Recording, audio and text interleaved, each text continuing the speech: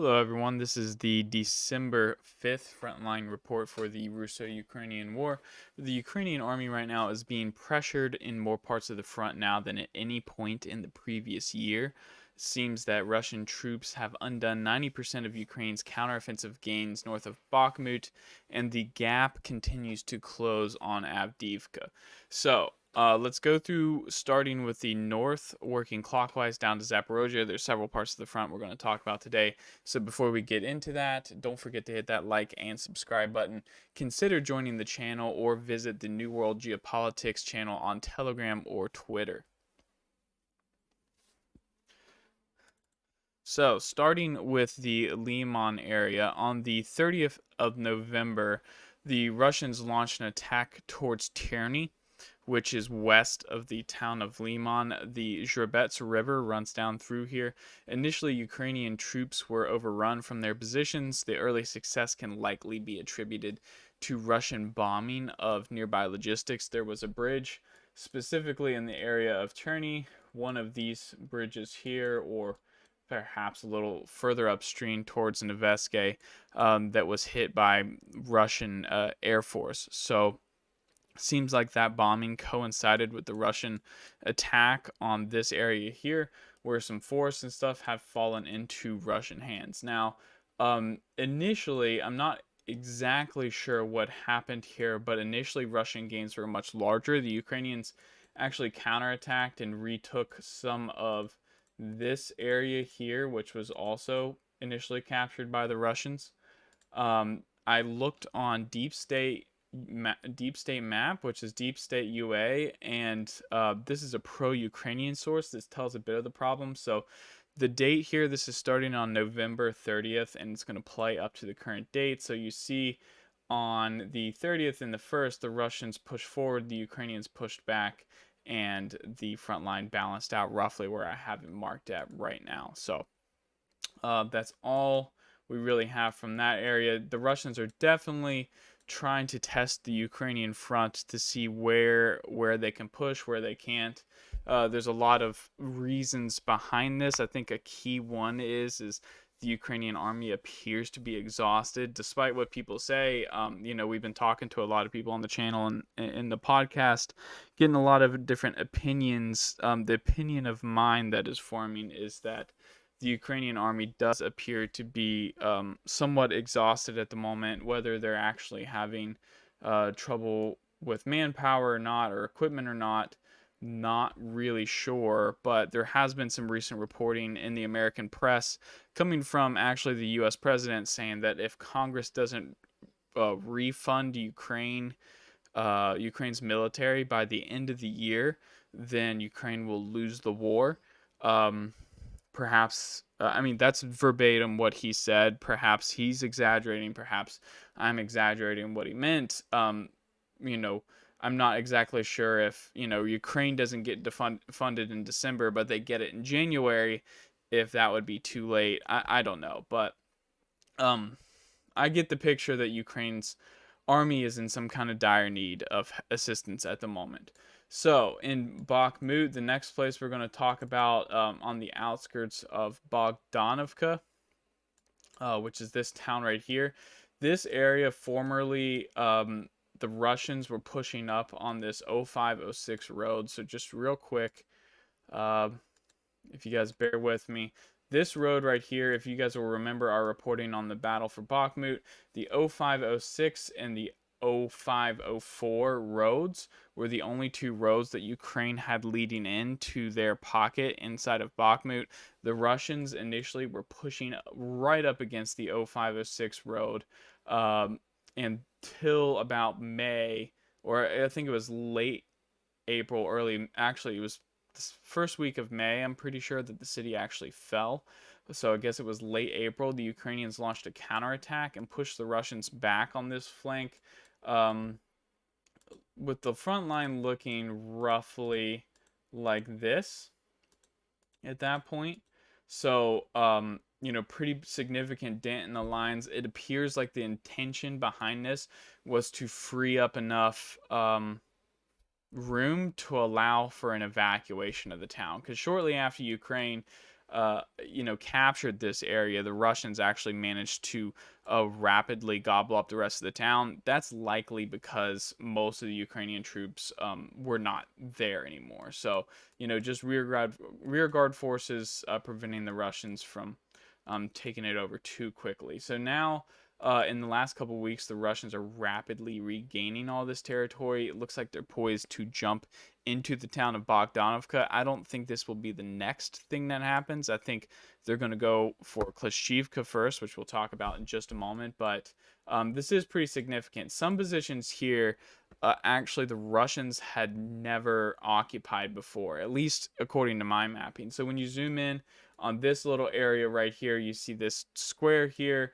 and then you see the tree line come down into this forested area right here. So on some previous pictures of the battlefield, there's trench networks everywhere in this area, none of which the Russians actually managed to ever really capture from the Ukrainians. They captured some of the ones in the forest to the south here, and then certainly some of the ones to the north, especially ones in this area here. There was quite a bit of fighting, but never really in this square. So the Ukrainians had maintained control over this right up until now. So now, Ukrainian forces definitely on the back foot right here, have been, you know, retreating pretty steadily over the last couple weeks in this area. So moving down to Klashivka, if you'll remember in one of the previous reports, I mentioned that there was some pretty shaky intel. It wasn't anything that I typically would consider reliable information. It was just from an account that typically gets information from what they claim is people that are close to the front line.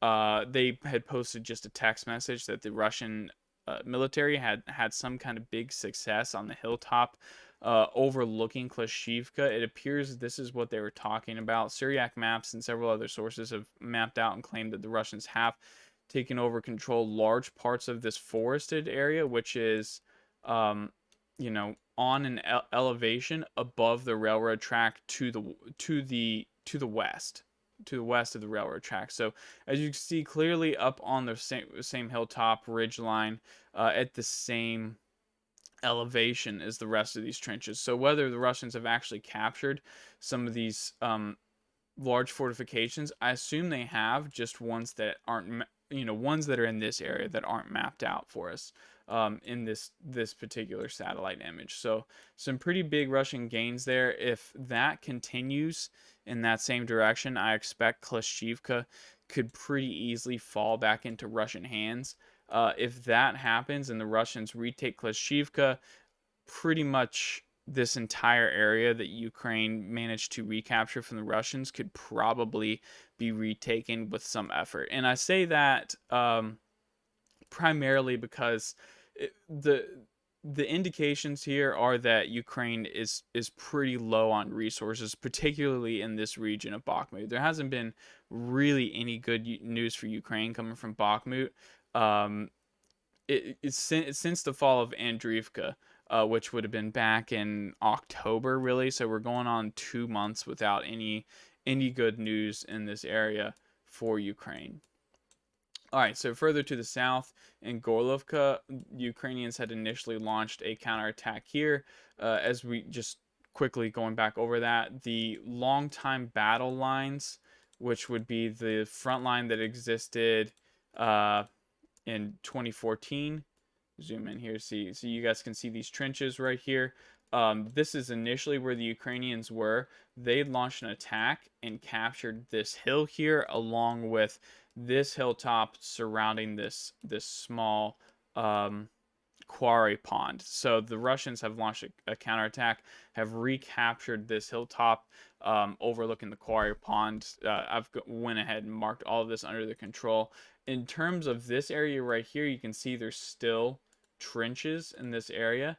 As far as I'm aware, the Ukrainians are still stationed right here in this area. We'll go ahead and mark this as blue just so everyone can see. The Ukrainians still have Russian trenches. These are Russia's trenches that they built 10 years ago. So, it was a pretty big deal that Ukraine capped that to begin with. but now it seems like Russia is periodically retaking this ground back. It seems like that's the entire point in everything Russia is doing right now is essentially, and I don't know if I would agree with this from a tactical standpoint. I mean, just, one trench line doesn't seem to be any more valuable than the next. It seems just to be like a I can't remember what the phrase is, like just because, or just to rub it in Ukraine's face. Russia is slowly taking back everything that Ukraine did, it took from them, in order just to show that they can do it, just to show who's in charge on the battlefield, basically, is what I'm saying. Moving on to Avdiivka. So north of Avdiivka, there's actually quite a bit of interesting stuff going on near Stepove. First of all, there's a couple geolocations here. There is a video out of a Ukrainian Bradley moving up through here along this road, stopping at this point right here, and then firing in this direction onto Russian forces. So they're shooting this way, they're shooting this way, they're shooting this way. They're clearly shooting at this tree line, these first couple of houses and stuff that were previously marked under Russian control. So that's a bit of evidence that Russia has moved back into the town. Even further to the south here, there is a geolocation from this exact point, which I believe actually put a link in for it this time, just so I can quickly get to it. It's not from a channel that I typically use.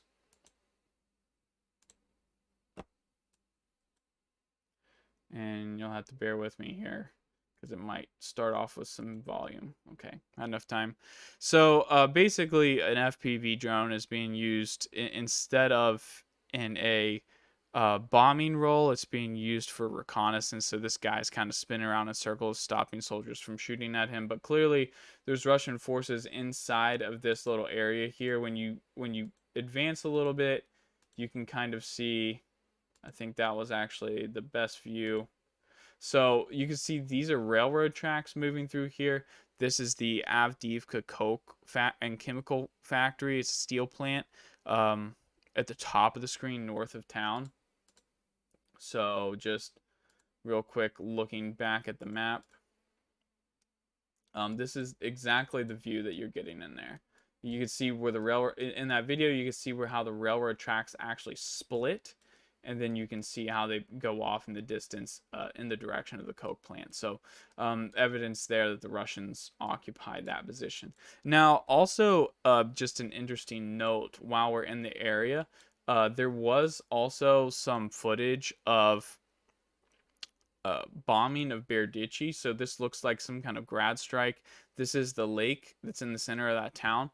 And something I want to point out here, which let's see if I can use my drawing tool.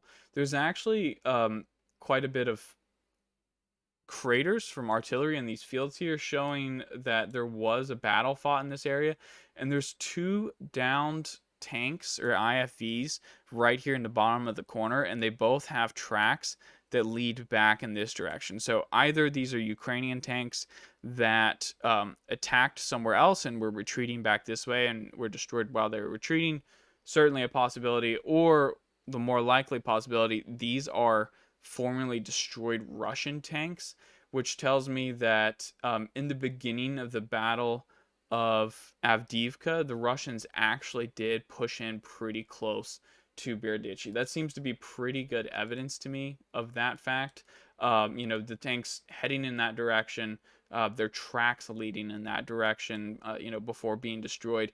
If this had been from the spring or the previous year, I guess it was earlier in the spring when the Russians were trying to push a bit in this area and had managed to drive up this far, I think the Ukrainians actually would have removed these vehicles from the battlefield, either to use them for scrap or to remove obstacles, one way or another. You never know if there's some working components. A lot of this stuff, or if anything, just this metal could be used for scrap.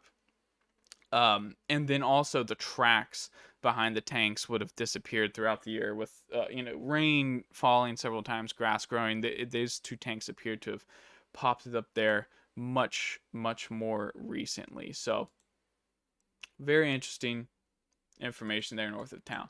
So, near the coke plant, the Russians have actually struck down towards the south and have recaptured the road that leads to this water treatment facility. Some sources are actually saying they're not sure if Russia actually controls this or not, but they are claiming it's in the gray zone with Ukrainian forces being present in these trees and these dachas here. So, I'm just leaving it under Russian control because it's something, with structures, it's probably under someone's control. I highly doubt both sides have left it completely abandoned. Now, south of town here, there's also some geolocated footage. There is a Russian tank, a video of a Russian tank driving up this road here, passing by this structure, these garage bays here, stopping along this point. I'll see if I can get this in a position where you guys can see it well. The tank stops somewhere right here and fires into the woods right here. So that, to me, confirms that our mapping is somewhat accurate here. The Ukrainian, if the Russians haven't actually pushed their front line up to this point, it seems like this, either that's the case or this is just where the Ukrainian front line starts. Either way, it appears that our mapping is correct here and that there is still quite a bit of fighting going. I actually, this is interesting because the more I was thinking about it, the more I was thinking that tanks and modern infantry fighting vehicles actually cycle charge.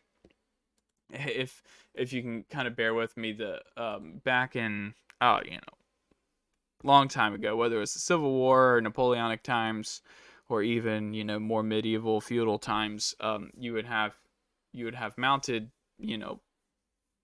either hussars or knights or whoever, and they would be most effective charging into the enemy. Of course, if they remain in sustained combat, some guy with a spear can spear somebody off a horse, or somebody with a musket can bayonet someone off a horse. Obviously, they can't stay engaged for too long, but the most effective part of their engagement to begin with is the charge. As soon as 100 horse come crashing into a line of infantry, they absolutely wreak havoc. A lot of people get run over, people get speared, people get cut down. There's a great amount of fear that plagues the unit from that moment on. So, what a cycle charge is where a cavalry unit will charge into an infantry unit or charge into something, do that hard bit of initial damage, and then disengage as quickly as possible, fall back to a safe distance, and then charge again. So they're cycle charging in and out, and they're just using that damage that their horses do and their speed does in order to inflict pretty heavy damage on the enemy. So I believe that this is a modern version of the cycle charge. We've seen this a lot through the war. The more I think about it, tanks and IFVs showing up on the front line, advancing close enough to the enemy position where they can unleash basically all of their ammo, and then turning around and retreating. It's a cycle charge. Preserves the unit while inflicting as much of that initial damage on the opponent as possible. So preserving the unit, good thing to do. Using up the ammunition, of course, a lot better than using up equipment and manpower. All right. Now in the area of Severne, there's a bit going on here. The Russians have advanced in several locations north of the quarry, towards Severne, taking over another trench line. When you zoom in here, you can see actually this is a road, but there is a Ukrainian trench line that goes down through here that at one point has probably exchanged hands between each side, at least once or twice, but it seems like now it's fallen back into Russian hands. The Russians now, instead of pushing towards Severne, are actually trying to angle away from it into this soft area, I guess we'll say. We'll call it soft because there's no real structures in here, anything to take cover behind. It's just tree lines and trenches. So the Russians are trying to push now towards Avdiivka rather than towards Severne, which I bet is quite a difficult nut to crack. This is one of the positions that's more easily reinforced by the Ukrainians. Their troops don't have to go nearly as far. They don't have to cross through these fields and under the eye of Russian artillery. I mean, they still get targeted and hit for sure. There's videos of artillery strikes in all of these towns on this side, but it's going to be difficult for the Russians to take Severny. I'm not saying it won't happen, but it will be somewhat difficult. All right, so further to the south, just a quick note on Robotny. The Russians have capped some ground here to the east of town, but this is a back and forth game. This has been going on for weeks now. The Ukrainians are trying again to place pressure on the Russians here in order to try and relieve pressure from Avdiivka. I don't think it's working. There, just hasn't been any really significant advances here. There probably is enough resources in the local area to continue with these, but I really don't see the point in spending those resources when clearly they're needed elsewhere. But the Ukrainians will take over a tree line in a field, and then the Russians will take one in a different location. So not anything really, I think, deserves much of our limited time speaking about there. So the last place we'll talk about is Krinky. So as far as I know, Ukrainians still bottled up here. So no big news changed there. But I think what I want to speak on real quick here in the next minute or two is what I believe the Ukrainian plan to be. Recently, I was listening. I believe it was Alexander Mercurius was reading a post or a letter that allegedly had come from a Ukrainian soldier on the front line, and who knows if that's the reality, if that's true. This guy was complaining about the situation and what was going on at the bridgehead and everything. But regardless of all that, the part that I thought was noteworthy is he had mentioned that they were supposed to take Nova Kakhovka in the first week or in the first couple days, and that never happened. So that made me start thinking about what the plan here actually was. And I believe that the idea here is to establish a quick bridgehead in Krinky, and then try to push out here to this line, this black line you're seeing. So advance out here and advance on Nova Kakhovka, and then capture the town. So this is the part they mentioned that allegedly came from the source, but this is the part where I'm using my imagination. What this dark black line is, along with this yellow line, this is, yes, a main logistical route, but this is also a canal. So this is the canal that takes water all the way to the Crimea. So it works as a barrier, and if Ukraine were able to capture Krinky and then push their way out to this canal, it would basically sever a big chunk of the Kherson region off and create like its own island, and which, who knows what the water levels are in this canal. Obviously, with the dam broke and the river and the lake dried up, there's probably not much water flow. But technically, when the water's flowing and the canal puts out at sea, this is technically an island, right? Because it's surrounded by water. So, not a huge barrier, definitely crossable by the Russians, but nevertheless a geographic barrier. I think that's what the plan was. That seems to be the only plan that makes sense to me, and I do not think that that's a possibility any longer. There was some talk that the Ukrainians had pushed close to Pidstepny and or allegedly this road, this E97 or whatever this road is right here, that moves up towards Nova, or actually doesn't even go to Nova Kakhovka. It goes from Oleshki, yeah, and then you can get off of it in Nova Kakhovka, I guess. It's actually looks like might be a 4-lane. That's a 2-lane road. A major arterial road, no doubt, for an underdeveloped region. So I don't think there's any chance that Ukraine manages to capture any more here. All right, guys, that is it for today's update in Ukraine. I will try to update you guys later in the week with anything more that's going on, and then I will release an update on the situation in Gaza as well later in the week. Thanks for coming, and see you next time.